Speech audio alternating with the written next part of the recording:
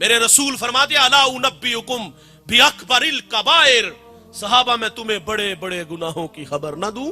अर्ज की आका इरशाद फरमाइए अल इशराकु बिल्लाह, अल्लाह के साथ किसी को शरीक ठहराना, व अकूकुल वालिदैन, वालिदैन की नाफरमानी करना, व कौलु ज़ूर, झूठी गवाही देना। बड़े गुनाहों में जवानों एक गुनाह माँ बाप की नाफरमानी है।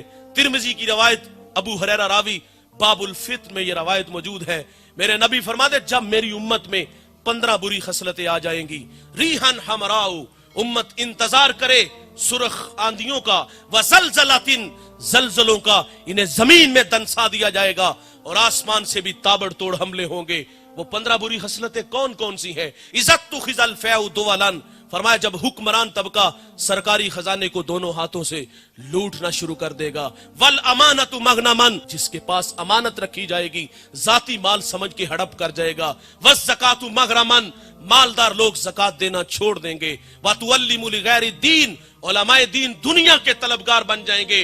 व अता रजुलु इमरातुहु, आदमी बीवियों के फर्मा बरदार होंगे। व अक्का उम्मुहु, माओ के नाफरमान हो जाएंगे। व अदना सदीकहु, दोस्त के साथ हुस्ने सुलूक से पेश आएंगे। व अक्सा अबाहु, बाप के साथ बदसलूकी करेंगे। व शुरिबतिल खुमूर, शराबे आम होंगी। इस उम्मत का अव्वल आखिर पे लान तान करेगा।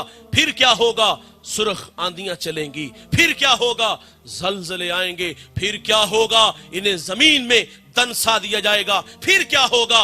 आसमान से जालाबारी होगी। कब जवानों? जब माँ बाप दुखी हो जाएंगे। कब जवानों? जब माँ बाप औलाद के रवैयों से नाला हो जाएंगे। फिर रहमत खुदाबंदी रूठ जाएगी और उसके जुज़वी अजाब का इजहार आपने चंद अय्याम पहले एक कश्मीर में झटका, और वो झटका यहां भी लगा था। वहां झटके ने थोड़ा सा जोर पकड़ा, सुहाग उजड़े, बच्चे यतीम हुए, अरमान कुचले। एक झटका 2005 में लगा था, मानसेरा से जिला बाग तक 1 लाख इंसानों की हड्डियां तोड़ गया था। ये जुज़वी अजाब संभलने का मौका देते हैं। ओ माँ बाप के नाफरमानो, माँ बाप का दिल दुखाने वालों, माँ बाप की नाफरमानी करने वालों, अगर खुदा की रहमतें रूठ गई, ये कोड़ा अजाब का पहाड़ों में चला तो तोड़ के रख दिया। ये अजाब का जो कोड़ा अगर पंजाब में बरसा, ये दौड़ती गाड़ियां, ये फलक बोस अमारतें, ये बंगले, ये प्लाजे, एक ही झटके में वो खाक में मिला देगा। साहिब, माँ बाप की नाफरमानी इतना बड़ा गुनाह है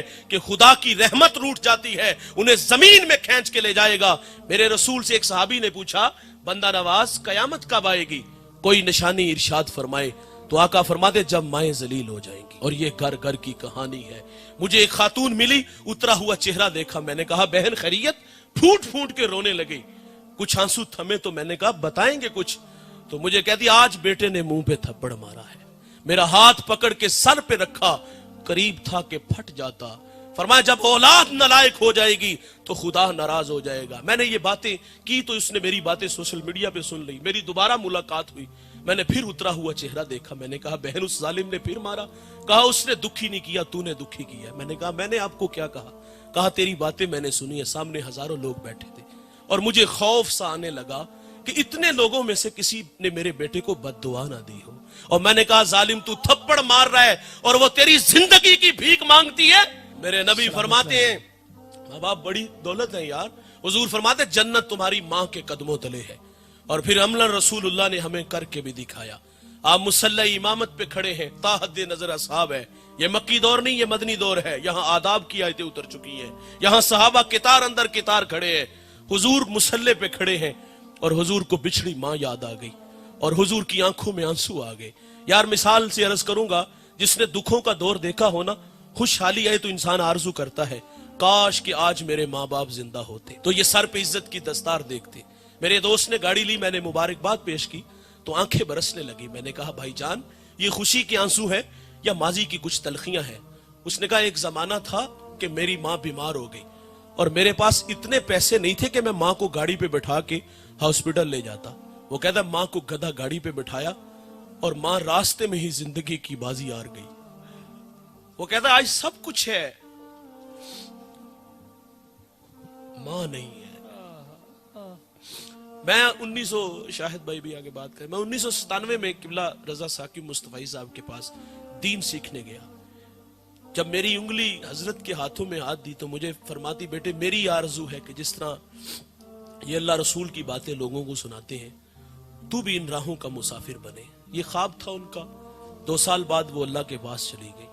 ہم راضی بھر رضا ہیں، جو بھی آیا ہے اس نے جانا ہے، لیکن جانے والے یاد بڑا آتے ہیں. وہ کیا کسی نے کہا تھا، مرنے والے یہ بات کیا جانے، جینے والوں پہ کیا گزرتی ہے.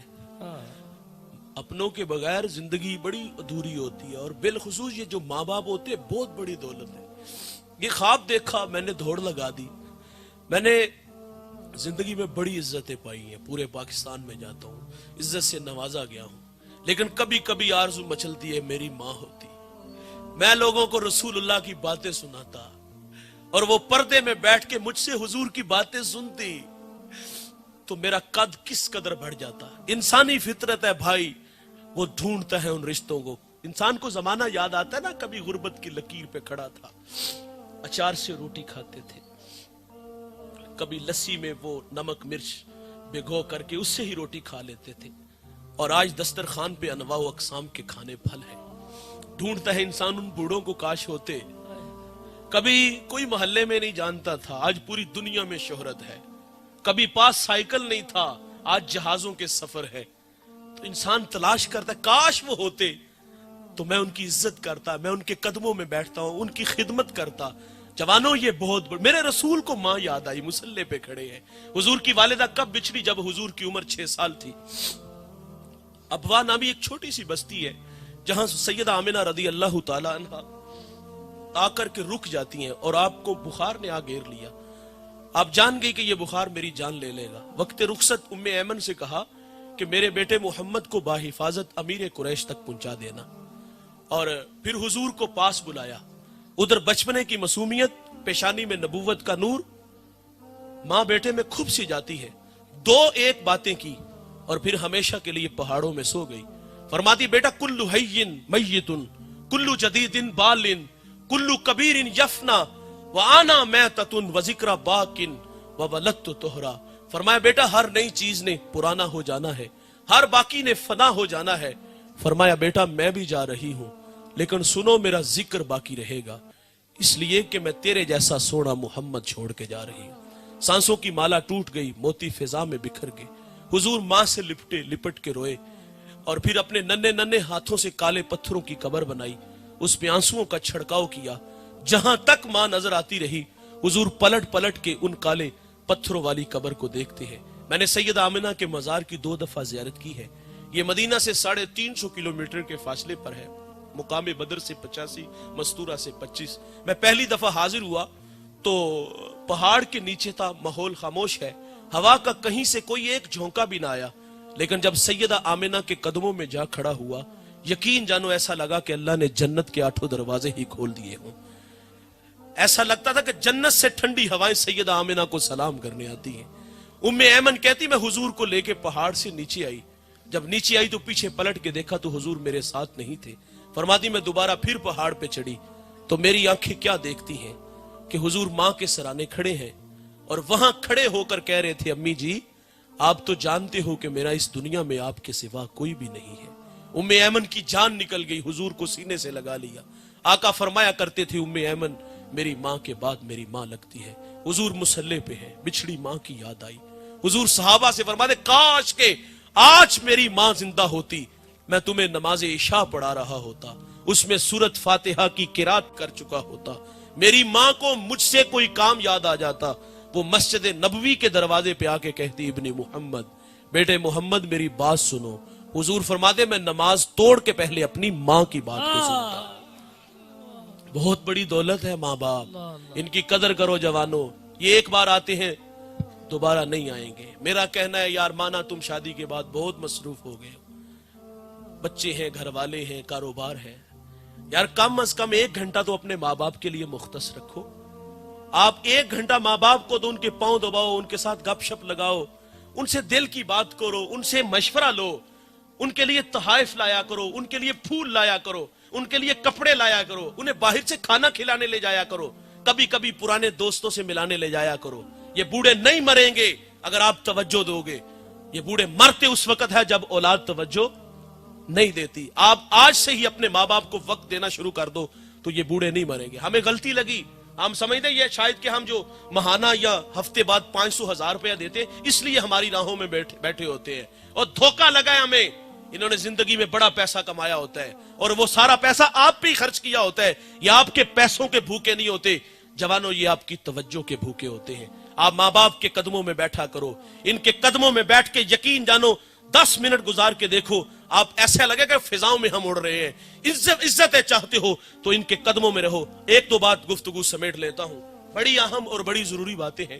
دیکھیے والدین چلے جائیں تو انسان آرزو کرتا ہے کاش وہ ہوتے تو خدمت کرتے. ابھی میں نے اتنی باتیں سنائی، اور آرزو مچھلی جن کے ماں باپ نہیں ہے، کاش کے ہوتے تو ہم خدمت کرتے. کسی نے واصف علی واصف سے کہا کہ ماں باپ اگر نہ ہو تو بندہ ان کے ساتھ حسن سلوک کرنا چاہے تو کوئی عمل وظیفہ ہے، بہت بڑا وظیفہ ہے، اپنے ساتھ لے جائیے گا، اپنی زندگی میں اس کو جگہ دیجئے گا. واصف علی واصف کہتے ہیں ماں باپ نہ ہو تو پوچھے جو وہ اپنی اولاد چھوڑ جاتے ہیں نا، تو فرمائے ان کے ساتھ حسن سلوک کیا کرو. دیکھیے اس مجمع میں کچھ بھائی امیر ہوں گے، کچھ بھائی غریب ہوں گے. کتنا ہی اچھا ہے کہ امیر بھائی اپنے غریب بھائی کی کفالت لے لے، لیکن ہمارے ہاں ایسا نہیں ہوتا.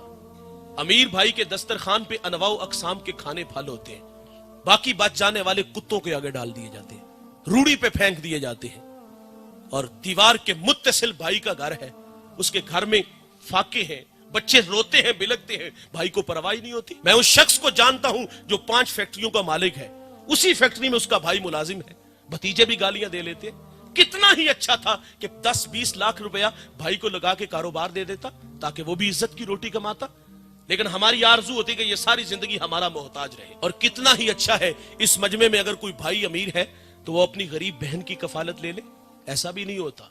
غریب بہن تو بھائی سے رشتہ لینے آ جائے نا تو بھائی کے تیور دیکھنے والے ہوتے ہیں. وہ کہتا تجھے جرت کیسے ہوئی ہے، تو اپنی اوقات تو دیکھ، تو میری بیٹی کو 2 وقت کا کھانا بھی نہیں دے سکتی اور رازق تو ہے. ہمارا کہنا ہے بہنیں ولی بنا دیتی ہیں. یہ اچھی لگتی نہیں لیکن یہ بھائیوں کے حق میں اچھی بڑی ہوتی ہیں. ماں باپ نہ ہو تو بہنوں کے ہاتھ بھائیوں کے لیے ہمیشہ اٹھے رہتے ہیں، اور بہنیں ماں کا روپ ہوتی ہیں. یار ان سے رابطے میں رہا کرو. لیکن یہ ہمارے گھروں میں 6 مہینے بھی نہ آئے تو ہمیں کبھی ان کی یاد ہی نہیں آئی. یہ تو بیچاری ماں باپ کے بعد اگر چھٹیوں میں بھائی کے پاس رہنے آ جائے نا تو 2 دن بعد وہ واپس گھر چلی جاتی. بھائی کے تیور ہی ایسے ہوتے ہیں. کیسے بھائی ہو یار، تمہیں بچپن کا زمانہ بھول گیا؟ تمہاری زندگی کی بھیک مانگتی تھی، تمہاری بھلائیں لیتی تھی، آج تجھے بہن کی یاد ہی نہیں آتی. لوگ ہم سے مسئلہ پوچھتے مولوی صاحب بہن تحفہ دے تو لے لینا چاہیے. تحفہ کیا مانگتے ہو؟ زمین مانگتے ہو؟ بہن دے گی تمہیں زمین. وہ جانتی تھی اگر میں نے زمین نہ دی تو بھائی ہمیشہ کے لیے میرے ساتھ رابطہ ختم کر لے گا. بھائی جو نا وہ نفرت کا 10 سکھا کے جاتا ہے کہ پھوپھو کو منہ نہیں لگانا، میں مر گیا تو اس کو میرا منہ نہ دکھانا. اور اس سے 5 کروڑ کی زمین ہتھیا لی، تحفے میں لے لی، اور تمہیں کبھی اس کی یاد بھی نہ آئی، کبھی اسے اپنے پاس بھی نہیں بلایا.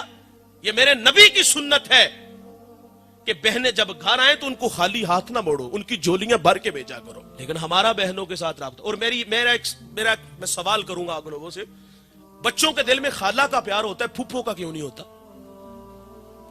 رشتوں کی قدریں سکھانی چاہیے. یہ بڑی اچھی بات ہے کہ بچوں کے دل میں خالہ کا پیار ہے، پھوپھو کا کیوں نہیں آتا؟ میرے بچوں کی عادت ہے الحمدللہ، میری بہنیں آئے تو میرے بچے پھول لے کے استقبال کرتے ہیں. اپنی بہنوں کو عزت دو. اور ایک بات یاد رکھیے گا، جس گھر میں بہن بیٹی خوش نہیں روتی ہوئی گھر سے جائے گی اس گھر میں رحمت کے فرشتے نہیں آئیں گے.